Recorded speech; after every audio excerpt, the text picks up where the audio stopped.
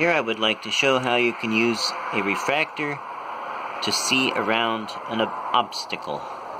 So I have set up here a camera, an obstacle, and a prism. And out in the distance is a house.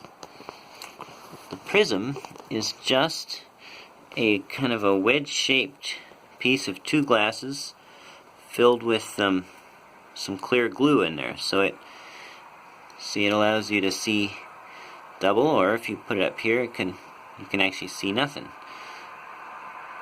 See, it can hide the house, or it can double the house. So what I can do is I can move the obstacle and the prism, and you can see through the camera what happens. So now I'm going to switch to the other camera here. Okay, now I'm using the camera on the tripod, and as you can see I have a fine mound of blackberry canes out there, and beyond that a quaint little house. So what I'm going to do is first set a clay pot here as a foundation. Now you can still see the house above the clay pot. And now I'm going to put an obstruction so you can no longer see the clay house. You see the house over the clay pot. See, you can see it. I set down the obstruction and you can't see it because the sun's going down and the lighting's not very good. I'm going to shine my light. See, it's just a piece of curved board there. But now I take this prism, which does nothing but refracts the light. I set it on there, and now you can see the house around the obstruction. See, the house was originally showing up behind that board, and now you can see the house above that board. So you can actually see around an obstacle if you have refraction.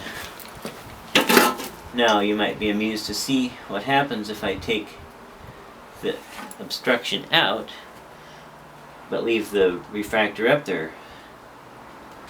See, for a second there you can see two of them.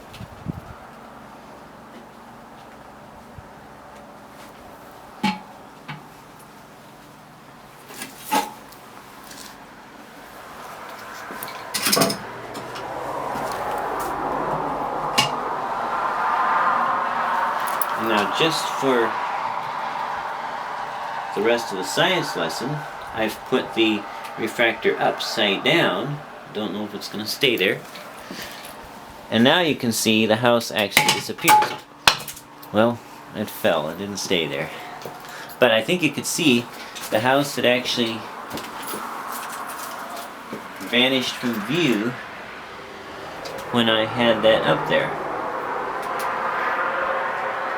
But if I put it right side up, then it actually is, now it's allowing you to see down below the house.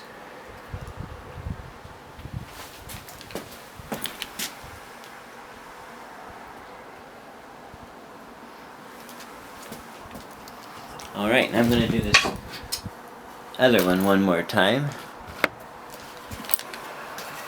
In fact, this time I'm putting the obstruction endwise, so you're actually looking up a curve.